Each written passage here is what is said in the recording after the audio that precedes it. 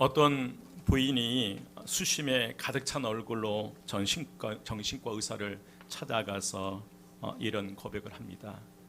선생님, 더 이상 남편과 같이 살기 힘들 것 같습니다. 너무 신경질적이고 자기 하고 싶은 말대로 하고 살아요. 도저히 너무 마음이 아파서 함께 살아갈 수가 없습니다 라고 그 마음의 상처를 들어서 얘기를 합니다. 그 얘기를 듣고 있던 의사는 생각에 잠겨 있다가 말을 합니다. 아주머니, 병원 옆에 아주 신비한 작은 샘이 하나 있습니다. 돌아가실 때에 그 샘물을 좀 담아 집으로 가져가셔서 남편이 집에 돌아오시면 얼른 한 모금 마시고 그리고 입 안에 머금고 계십시오. 절대로 삼켜서는 안 됩니다 라는 얘기를 해요. 이제 그 부인은 의사의 말대로 그 신비한 샘에 가서 물을 떠서 집으로 돌아왔습니다. 밤늦게 돌아온 남편은 불평과 불만을 터뜨리기 시작합니다. 예전 같았으면 또 싸웠을 텐데 그날의 그 신비한 물을 입안에 가득히 머금고 있었기 때문에 입을 꼭 다물고 있을 수밖에 없었습니다. 그 후에도 그 부인은 계속해서 남편이 돌아올 시간이 되면 그 신비한 샘물을 입에 머금고 있었습니다. 그런데 이상하게도 그 남편은 눈에 띄게 변하기 시작했어요. 부인은 남편의 변화에 너무 기뻐서 다시 그 정신과 의사를 찾아가서 기쁨의 소식을 전합니다. 선생님, 너무나 감사합니다. 신비의 샘물이 정말 효능이 좋았습니다. 남편이 싹 달라졌어요. 이 말을 듣고 있던 그 의사 선생님이 빈곤에 웃으신 거예요. 그러면서 하시는 말씀이 남편에게 기적을 일으키는 것은 물이 아니라 당신의 침묵이었습니다. 바로 그 남편이 돌아올 시간이 되면 불평과 원망을 터뜨리는 그 시간이 되면 입안에 뭘 머금고 있었기 때문에 물을 머금고 있었기 때문에 말할 수고 싶은데 할 수가 없었어요. 그 침묵이 더 나아가서 한 지혜로운 의사의 처방이 한 가정을 살려내는 것입니다. 여러분, 예수님께서 승천을 앞두고 있을 때에 이 땅에 남겨질 제자들은 가장 힘들고 어려운 그런 시간들을 보내야 했습니다. 이런 제자들을 위해서 예수님께서 처방을 내려주시는데 그 처방이 누가복음 24장 49절 말씀이에요. 벌지어다, 내가 내 아버지께서 약속한 것을 너희에게 보내리니 너희는 위로부터 능력을 입히울 때까지 이 성에 머물라. 이 처방이었어요. 예수님께서 제자들을 위해서 내린 처방은 바로 내 아버지의 약속하신 성령을 보내주시겠다는 그런 처방이었어요. 다시 말씀드리면 성령 충만함을 받으라는 거예요. 이 땅에 홀로 남겨도 고난의 시간을 환난의 시간을 살아가야 그 제자들을 향해서 예수님께서 남긴 처방은 성령 충만함을 받으라예요. 그래서 제자들이 10일 동안 120명이 한 다락방에 들어가서 기도에 힘썼을 때 오순절에 성령께서 바람처럼 불처럼 임하셔서 성령 충만을 받고 성령의 이끄심 말하게 하심 따라 다른 언어로 말하기 시작했어요. 오늘 말씀에서도 이제 성령 충만함을 받은 이 베드로의 설교를 듣고 마음의 찔림을 받아 어찌할 바를 몰라 하던 이들에게 베드로는 인생을 송두리째 변화시켜버리는 그런 처방을 내리게 됩니다. 무엇보다도 지금까지 자신들은 예수님을 십자가에 죽인 사건과 전혀 무관하다고 생각한 거예요. 그런데 베드로의 설교를 듣고 있던 이들, 그리고 베드로는 그들을 향해서 너희들이 바로 예수를 십자가에 죽였다라고 선포한 거예요. 이 베드로의 설교는 듣고 있는 모든 이들에게 엄청난 충격을 주었습니다. 바로 37절 말씀이에요. 37절 말씀에 보면 그들이 이 말을 듣고 마음에 찔려 베드로와 다른 사도들에게 물어 이르되 형제들아 우리가 어찌할꼬 하거늘. 여러분, 왜 사람들은 마음의 찔림을 받았을까? 사람들이 마음에 찔린 얘기를 하려면 상당히 자극적인 그런 얘기를 해야 합니다. 그런데 베드로는 특별하게 충격적인 얘기는 아니었어요. 그냥 예수에 관한 얘기를 했을 뿐이고 예수님이 어떤 분이고 그 어떤 분인지를 차분하게 설명한 것뿐이에요. 그런데 그들은 그 베드로의 설교를 듣고 그 말을 듣고 마음에 찔림을 받았어요. 여기서 찔렸다는 말은 헬라어로 카타뉴소입니다. 카타뉴소인데 이 말은 본래 이 말 바꾸게 움푹 패인 상태를 의미해요. 말이 힘차게 달릴 때 뒷발에 움푹 패인 그 상태를 카타뉴소라고 해요. 여러분, 사람들은 베드로의 설교를 듣고 말 바꾸에 움푹 패인 것처럼 마음에 깊이 찔림을 받았다는 거예요. 다시 말씀드리면 이들은 양심의 가책을 받아서 그들은 즉각적으로 반응을 보이기 시작했어요. 예수를 십자가에 죽인 사건에 아무 상관이 없는 줄 알았는데, 그런데 이 베드로의 설교를 통해서 그 예수를 십자가에 못 박는데 동조했다는 사실을 깨닫게 되고, 그것이 마음의 찔림을 받아서 견딜 수가 없는 거예요. 마음이 아파오니까 견딜 수 없어서, 그래서 그들이 그 다른 11 사도들에게 얘기를 해요. 형제들아, 우리가 어찌할꼬? 다시 말씀드리면 형제들이 우리가 어찌하면 좋겠습니까? 라는 그런 질문이었어요. 이 질문에 베드로는 대답하는데 그 대답의 말씀이 38절입니다. 여러분, 38절 한 목소리를 함께 봉독합니다. 다 같이 시작. 베드로가 이르되 너희가 회개하여 각각 예수 그리스도의 이름으로 세례를 받고 죄 사함을 받으라. 그리하면 성령의 선물을 받으리니. 아멘. 여러분, 최고의 처방전이에요. 오늘 말이 달리면서 그 말 바꾸게 패인 그 땅처럼 그 마음에 그 찔림을 받아서 양심의 가책을 받아 고통과 괴로움 속에 있는 그들에게 아주 명쾌한 처방전이 오늘 38절 말씀이에요. 베드로는 양심의 가책을 받아 마음의 찔림을 받은 이들에게 최고의 처방전을 내렸던 것입니다. 여러분, 오늘 이 시대를 살아가는 저와 여러분에게 예수님께서 우리에게 처방을 내린다면 어떤 처방을 내릴 것 같아요? 여러분, 여러분의 사업의 모든 걸 해결해 주신다는 처방일까요? 건강을 주신다는 처방일까요? 어떤 처방이 여러분 내려질 것 같아요? 적어도 오늘 말씀에서의 베드로를 통해서 주신 주님의 처방은 38절이에요. 여러분, 38절 다시 한번 함께 봉독합니다. 다 같이 시작. 베드로가 이르되 너희가 회개하여 각각 예수 그리스도의 이름으로 세례를 받고 죄 사함을 받으라. 그리하면 성령의 선물을 받으리니. 아멘.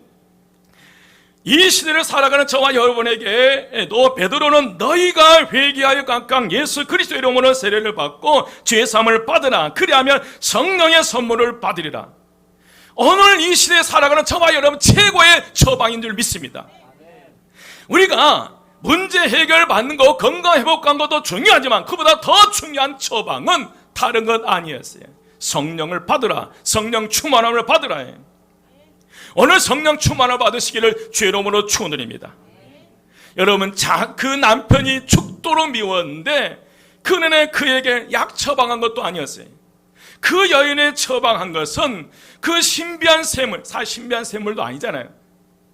그 물 한 모금 먹은 것이 처방이었지만 그러나 그 처방이 한 가정을 살려내는 것처럼 오늘 주님께서 베드로를 통해 주신 이 처방이 저와 우리가 또 여러분의 가정이, 우리 교회가, 이 나라가 회복되는 놀라운 역사가 일어나시기를 주의 이름으로 축원드립니다.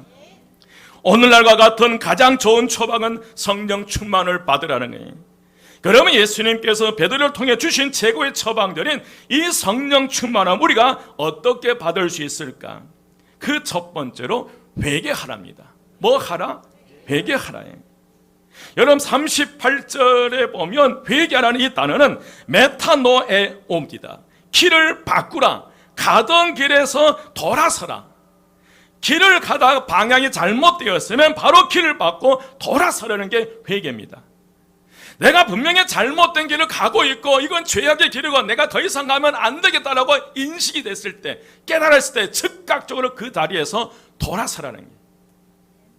뭔가 잘못된 것 같은 것을 알면서도 긴가민가 그 길을 계속 가다가 영원히 돌아설 수 없는 그런 시기가 온다는 거예요.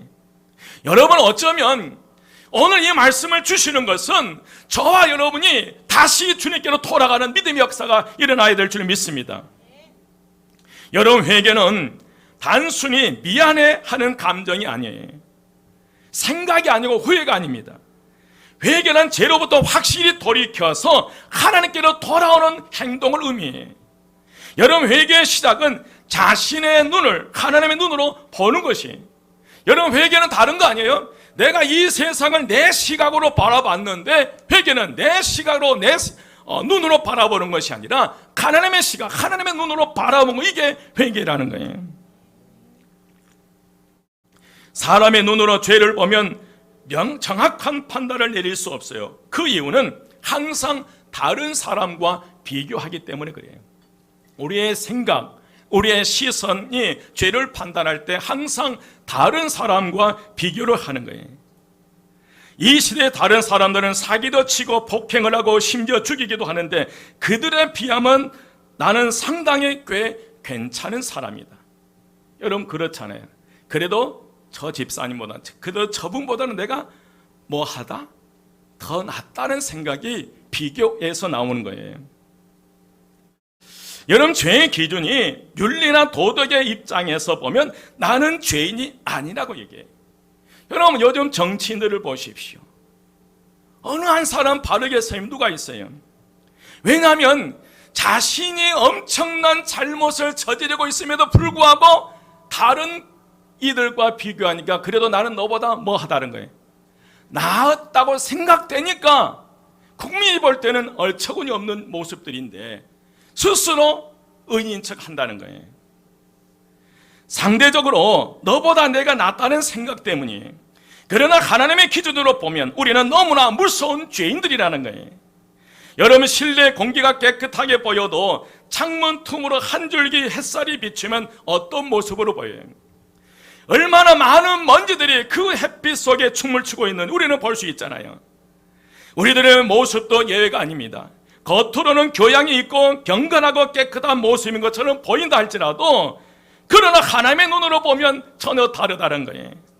사람의 눈으로 서로를 비교하면서도 내가 너보다는 낫다고 생각하는데 그러나 하나님의 눈으로 바라보면 우리 안에 얼마나 많은 욕망들이 꿈틀거리고 있다는 사실을 깨닫게 됩니다. 우리의 영혼 깊숙이 다 보고 계시고 알고 계신 하나님 앞에 서면 우리는 더 이상 버틸 수가 없고 우리는 죄인임을 고백하는 거예요. 그 대표적인 이가 이사야입니다. 이사야가 하나님 앞에 섰을 때 스스로 나는 부정한 자임을 고백하는, 이 입술을 숯불로 지져주시옵소서, 그런 고백을 해요. 여러분, 하나님의 눈으로 자신의 죄를 보게 하는 것은 바로 말씀이었어요. 성령님께서 말씀을 통해서 우리를 찌르실 때 비로소 우리는 하나님의 눈으로 자신의 실체를 보게 되고 오늘 37절에 고백했던 그들은 이 베드로의 설교를 듣고 마음의 찔림을 받아서 고통, 통곡하면서 그리하면 형제들이 우리가 어찌할꼬 고백했던 것처럼 우리가 하나님의 시선으로 내 실체를 바라보게 되면 우리는 마음의 찔림을 받아 양심의 가책을 받아서 우리도 어찌할 수 형제여 주님 그러면 우리가 어찌하면 좋겠습니까? 라고 고백이 쏟아져 나올 수밖에 없다는 거예요. 다른 사람의 눈으로 다른 사람과 비교할 때는 그래도 내가 너보다는 낫다라고 생각하며 당당하게 어깨펴며 살았는데 그런데 하나님의 시선으로 내 실체를 바라보니까 온갖 죄악 덩어리, 그래서 하나님 앞에 죄인임을 고백할 수밖에 없다는 거예요. 이것이 바로 회개의 시작입니다. 여러분, 진정한 구원은 회개로부터 시작합니다. 회개 없는 구원은 없어요. 회개함이 없는 성령의 임재도 없습니다. 철저한 회개의 과정을 거쳐 예수님의 보혈로 씻겨진 심령의 성령이 역사하실 줄 믿습니다. 여기서 그러나 우리가 하나 기억할 것은 회개에 대한 우리의 태도를 분명히 해야 돼요. 우리가 하나님 앞에서 회개하고 그 죄를 자신이 책임져야 한다고 생각한다면 어떻게 될까요? 내가 하나님 앞에 철저히 회개하고 내가 행한 모든 죄를 내가 책임진다 치겠다라고 생각한다면 어떤 일이 일어날 거예요? 여러분, 가룟 유다와 같이 되는 거예요. 가룟 유다는 스승인 예수를 은 30에 팔아 넘겼다는 죄책감에 시달리게 됩니다. 자신을 비하하며 수치심에 사로잡혀 살아가게 됩니다. 스스로 결국 그 자기 비하, 자기 수치심을 견디지 못해서 스스로 목숨을 끊어버려요. 자신의 지은 모든 죄를 자신이 책임지겠다고 생각하고 스스로 목숨을 끊어요. 여러분, 왜 가룟 유다에게 이런 일이 일어났을까? 바로 자신의 죄를 자기 스스로 책임지겠다고 계산하고 있기 때문에 그래요. 그러나 여러분, 그 어떤 사람도 자신의 죄를 스스로 책임질 수 없습니다. 자신의 죄에 대하여 아무리 산속에서 돌을 닦고 참선을 한다고 해도 자신의 지은 죄를 씻을 수는 없어요. 여러분, 우리가 살아가면서 남을 불행하게 만들었다고, 자신의 삶을 불행하게 만든다고 해서 내 죄가 사라진 게 아니라는 거예요. 여러분, 기억하십시오. 내가 살아오면서 다른 사람들에게 상처를 많이 줬기 때문에 내 스스로 자책하면서 스스로 불행하게 살아간다고 해도, 그 길을 선택한다고 해도 그 자체가 우리가 저지른 죄를 해결할 수 없다는 거예요. 여러분, 기억하십시오. 그래서 회개란, 여러분, 도저히 면목이 없지만 자신의 잘못을 철저히 뉘우치며 하나님께로 돌아가는 게, 이게 회개라는 거예요. 여러분, 내가 지은 죄를 내 스스로 해결하기 위해서 몸부림치는 것이 아니라 내가 지은 죄를 도저히 감당할 수 없는 그 죄의 짐을 감당할 수 없기 때문에 그 무거운 짐을 지고 하나님께 돌아가는 것, 이게 회개라는 거예요. 여러분, 회개의 결론은 하나님께로 돌아가는 겁니다. 누가복음 15장에 나온 아버지의 품을 떠나 집을 나간 당자를 여러분 생각해 보십시오. 모든 재산을 당진하고 자존심 때문에 돼지 시험 열매를 먹으면서 이 둘째 아들이 버티는 거예요. 아버지가 돌아가지도 않았는데 이 둘째 아들이 아버지에게 찾아가서 자신에게 돌아올 유산을 미리 달라는 거예요. 그리고 그 유산을 가지고 다른 나라에 가서 살다가 그 가지고 왔던 모든 유산을 다 탕진해 버린 거예요. 그리고 살기 위해서 돼지 그 우릴에 들어가서 쥐엄 열매를 먹으면서 살아가는 거예요. 그래도 내가 염치가 있지 어떻게 아버지께로 돌아가겠어? 자존심을 내세우고 자기가 끼친 이 손실에 대해서 책임을 지겠다고 생각하면 도저히 돌아갈 수 없습니다. 우리 입장에서 보면 이 생각이 맞는 것처럼 보입니다. 그러나 아버지 입장에서 생각해 보면 어처구니 없는 태도라는 거예요. 아버지는 이미 아들이 집을 나가는 그 순간부터 돌아오기를 학수고대하면서 대문을 열어놓고 있었어요. 아들의 잘못한 행위를 전혀 보지 않았습니다. 오직 아버지의 기대는 아들이 속히 아버지 품으로 돌아오는 것이, 여러분, 회개는 자존심이나 미안한 감정 그 이상의 것인 줄 믿습니다. 아무리 우리 죄가 태산같이 크고 무겁더라도 주님께로 돌이키면 주님께서는 팔을 벌려 우리를 끌어 안아 주실 줄 믿습니다. 너 왜 그랬냐 따지거나 책임을 추구하지 않아요. 실은 오늘 설교를 하고 있는 베드로의 마음은 여러분 어떠겠어요? 자신의 뒤를 돌아보면 그토록 맹세했던 그가, 예수를 부인하고 배반했던 이가 베드로였어요. 그런데 자신의 과거의 죄에 매여 있었다면 어떻게 오늘 너희가 회개하고 제사함을 받으라라고 설교할 수 있겠어요? 베드로가 가룟 유다처럼 자신의 지은 죄를 자신이 책임지기 위해서 몸부림치며 있었다면, 그 죄에 매여, 과거의 죄에 매여 그 고통 속에 살아 있었다면 어떻게 자신을 찾아오는 그들을 향해서 너희가 회개하고 제사함을 받으라라고 외칠 수 있었겠어요? 여러분, 베드로는 그 3번 부인하고요, 시리와 좌절에 빠져 다시 고향으로 내려가서 헛구물질을 하고 있을 때 주님께서 그를 찾아오잖아요. 그러면서 예수님께서 생선을 구워서 3번씩이나 요한의 아들 시몬아, 내가 나를 사랑하느냐?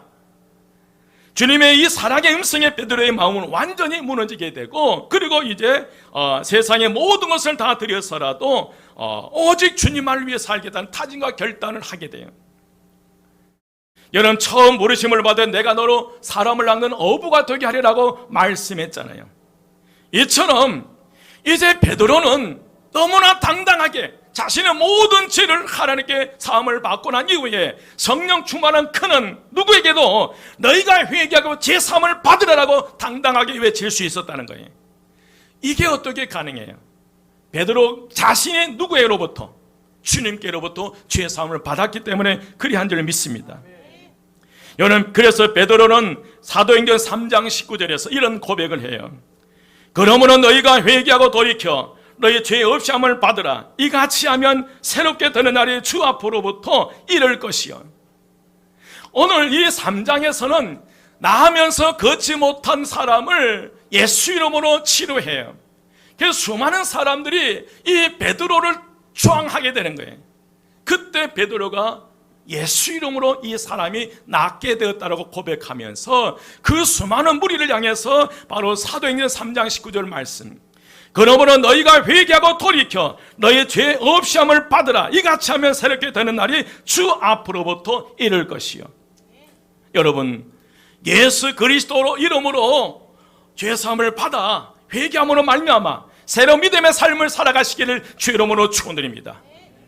여러분, 앞으로의 삶이 내가 살아오면서 지은 죄를 탕감받기 위해서 몸부림치는 인생이 아니라 오늘 베드로처럼 과거의 죄에 얽매여 살아가는 것이 아니라 베드로처럼 오늘 그 성령 충만을 받아서 회개함으로 죄에서 자유함을 누리는 그런 믿음의 삶을 살아가시기를 주 이름으로 축원드립니다. 너희가 회개하고 돌이켜 너희 죄 없이함을 받으라. 이 말씀이 오늘 저에게 주신 레마가 되시길, 우리에게 주신 레마가 되시기를 주의 이름으로 축원드립니다. 여러분, 우리가 회개하고 돌이키면 앞으로 새롭게 되는 날이 주님께로부터 온다는 거예요. 언제까지 여러분 죄책감 속에 살아가시겠습니까? 언제까지 지은 과거의 죄 때문에 그 죄에 묶여서 무거운 짐을 들고 살아가겠습니까? 오늘 분명히 말씀하시에요. 너희가 회개하라는 거예요. 회개는 내가 무거운 짐을 책임지는 것이 아니라 그 모든 무거운 짐을 지고 하나님께로 돌아가는 거예요. 여러분, 오늘 이 시점에서 다시 하나님께 돌아가 죄 사함을 받는 믿음의 역사가 일어나시기를 주의 이름으로 축원드립니다. 두 번째 처방은 뭐냐면 세례를 받고 죄 사함을 받으라는 거예요. 예수 그리스도 이름으로 세례를 받고 뭐함을 받으라? 죄 사함을 받으라. 여러분, 진정으로 회개하고 하나님을 향하여 돌아섰다면 이제 세례를 받아야 될 줄 믿습니다. 세례는 회개의 외적인 표시요 즉각적인 반응입니다. 세례는 예수님을 믿고 예수님의 자녀가 되었음을 하나님 앞과 성도들 앞에서 공식적으로 선포한 게 세례예요. 여러분, 세례는 회개하는 사람이 따라야 할 주님의 첫 번째 명령이에요. 우리가 회개를 했다면 반드시 우리가 거처를 감무는 세례를 받아야 된다는 거예요. 마태복음 28장 19절 말씀, 그러므로 너희는 가서 모든 민족을 제자로 삼아 아버지와 아들과 성령의 이름으로 뭘 베풀고? 세례를 베풀고요. 회개한 사람은 죄를 떠나서 하나님을 바라보며 살아가야 됩니다.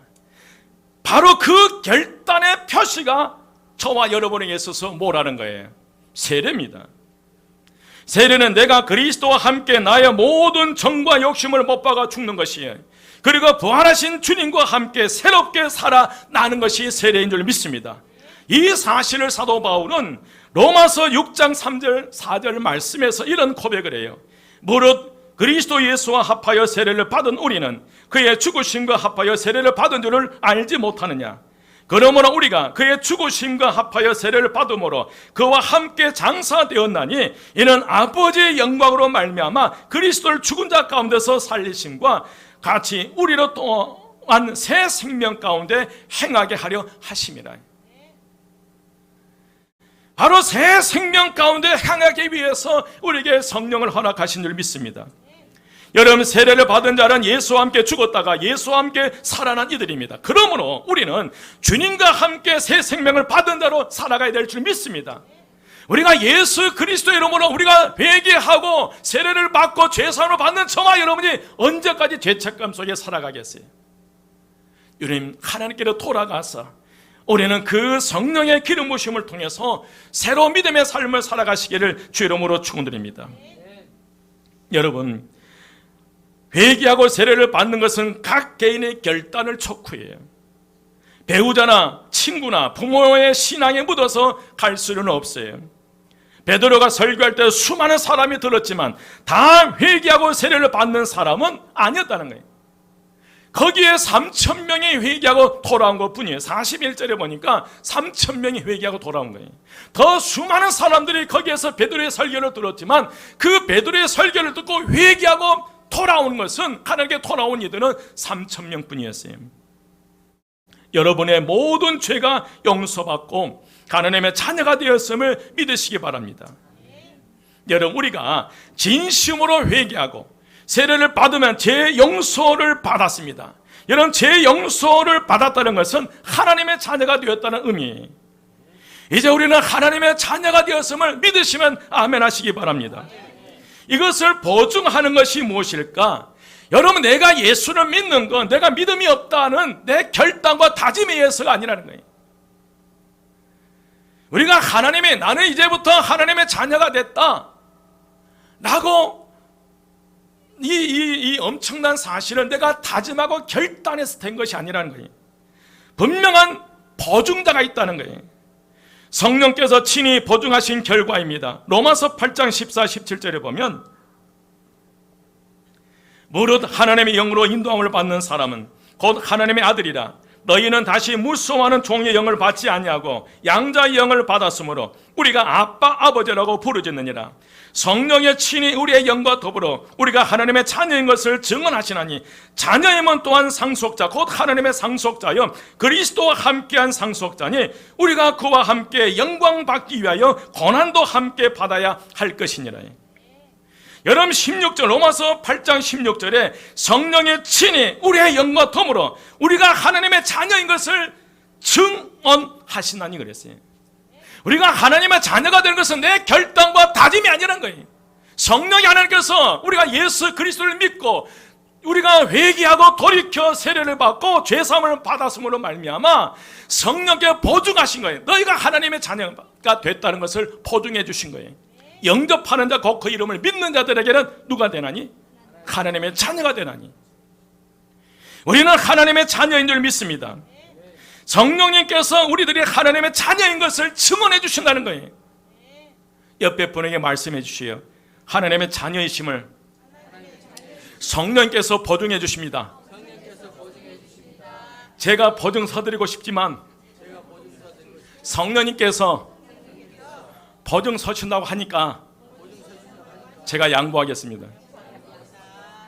우리는 하나님의 자녀라는 이 엄청난 사실이 내 다짐과 결단이 아니에요. 부모님의 믿음이 아니라 성령님께서 그렇게 보증해 주셨다는 거예요. 여러분, 하나님 나라의 상속자임을 증언하는 거예요. 그러면 우리는 이같이 놀라운 주의 영광을 받기 위하여 주를 위해 고난받는 것을 기쁘게 여기라는 거예요. 우리는 하나님의 자녀이고 하나님과의 상속자이기 때문에 예수 믿는 이 한 가지 사실 때문에 어떤 고난도 기쁨으로 감당하는 삶을 살아가야 될 줄 믿습니다. 사랑하는 여러분, 베드로는 청중들에게 회개할 것을 촉구했지만 무섭게 정죄하거나 야단치지 않았어요. 돌아온 장당자를 맞이하는 아버지의 애틋한 사랑의 마음으로 그런 선포했어요. 오늘 39절이에요. 2장 39절 말씀입니다. 함께 봉독합니다. 다 같이 시작.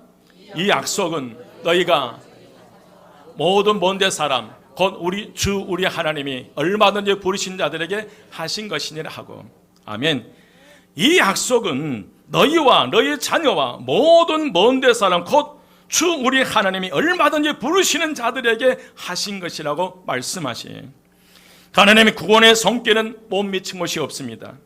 먼데 사람 이방인뿐만 아니라 하나님은 얼마든지 부르셔서 우리를 구원하시기를 원하십니다. 여러분, 베드로는 자신의 죄를 깨닫고 마음의 찔림으로 우리가 어떻게 하면 좋겠습니까? 라고 참여하는 그 청중들을 향해서 회개하고 세례를 받고 세례를 받음으로 죄사함을 받으라고 선포해요. 진심으로 모든 말씀을 듣는 자들이 주님 품으로 돌아오기를 사모하는 그 마음이, 여러분 40절 말씀이에요. 40절 말씀 함께 봉독합니다. 40절 다 같이 시작. 또 여러 말로 확증하며 권하여 이르되 너희가 이 패역한 세대에서 구원함을 받으라 하니. 아멘. 어떻게 해서라도 한 영혼이라도 돌이켜 회개함으로 패역한 세대에 구원받기를 사모하는 이 간절한 이 베드로의 마음을 우리가 엿볼 수 있습니다. 여러분, 그 결과 일시에 3,000명이 회개하고 주님께 돌아오는 믿음의 역사가 41절에 나와요. 여기서 이 배역한 세대, 이 배역한 이 단어의 의미는 비뚤어졌다는 의미예요. 세상이 날이 갈수록 비뚤어져 가고 있습니다. 인간의 마음도 생각도 행동도 삶도 온통 진리에서 벗어나 계속 비뚤어져 가고 있는데, 그러나 진심으로 회개하고 세례를 받은 자의 삶을 추구하는 자들은 바른 믿음의 삶을 살아가고 있다는 거예요. 여러분, 우리가 어떤 시대에 살고, 이 배역한 세대에 살고 있다는 거예요. 어떤 시대에 살고 있다는 거예요? 배역한 시대예요. 여러분, 어디에 희망이 있어요?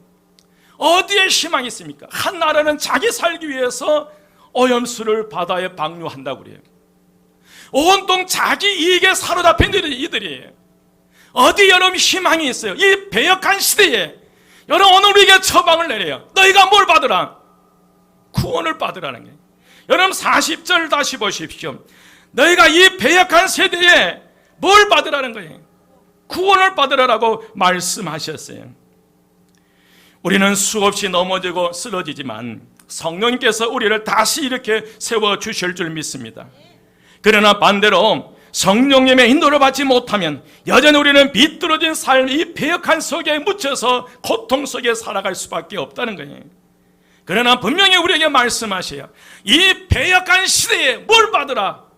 구원을 받으래. 아무리 시대가 험악하고 어렵다 할지라도 거기에 매몰되지 말고 하나님의 자녀답게 성령 충만을 받아 바른 믿음의 삶을 살아가는 것이 오늘 말씀이 우리에게 주는 처방이에요. 여러분, 내 몸이 치료받는 것도 중요해요. 내 가정의 문제 해결받는 것도 중요해요. 내 미래가 어떻게 그 모든 문제가 해결 중요해요. 그러나 오늘 우리에게 가장 중요한 처방은 성령 받으라는 거예요. 이런 하나님의 역사가 일어나시기를 주의 이름으로 축원드립니다. 너희가 회개하여 각각 예수 그리스도 이름으로 세례를 받고 죄사함을 받아라. 그리하면 성령의 선물을 받으리라. 오늘 마음의 찔림을 받아 괴로워하며 형제들이 그러면 어찌할 거라고 외쳤던 그들을 향해서 내리는 이 처방, 너희가 회개하여 각각 예수 그리스도 이름으로 세례를 받고 죄사함을 받아라. 그리하면 성령의 선물을 받으리라. 오늘 2023년 6월 25일, 어쩌면 오늘은 가장 비극적인 날이었잖아요. 6.25 민족 화해주일인데 이 날에 다시 한번 우리에게 내린 처방은 다른 거 아니었어요. 너희가 회개하여 각각 예수 그리스도 이름으로 뭘 받고 세례를 받고 죄사함을 받아라. 그리하면 성령을 선물로 받으리라. 여러분, 우리는 이미 하나님 나라의 백성이 하나님 나라의 자녀가 되었고요. 우리 이미 상속자인 줄 믿습니다. 더 이상 여러분 죄책감 속에 살아가기 위해서 살지 마시고요. 천국 가기 위해서 몸부림치지 마시고요. 우리는 이미 하나님 나라의 자녀예요. 하나님 나라의 자녀답게 이 배역한 세대 속에서 매몰되지 마시고 하나님의 자녀로서의 꿋꿋하게 믿음의 삶을 살아가시기를 주의 이름으로 축원드립니다. 승리의 삶을 살기 위해서는 성령 충만입니다. 오늘 성령 충만한 역사가 한 번도 빠짐없이 여러분에게 임하시기를 주의 이름으로 축원드립니다. 기도드리겠습니다. 길이요 진리요 생명이 되신 우리 주 예수 그리스도의 은혜와 하나님의 크신 사랑하심과 성령님의 감화 감동 충만 역사하심이 성령 충만을 받아 새로운 믿음의 삶을 살아가고 다짐하고 결단하는 우리 모든 성도들 머리 위에 지금부터 영원까지 함께 하시기를 간절히 축원드리옵나이다. 아멘.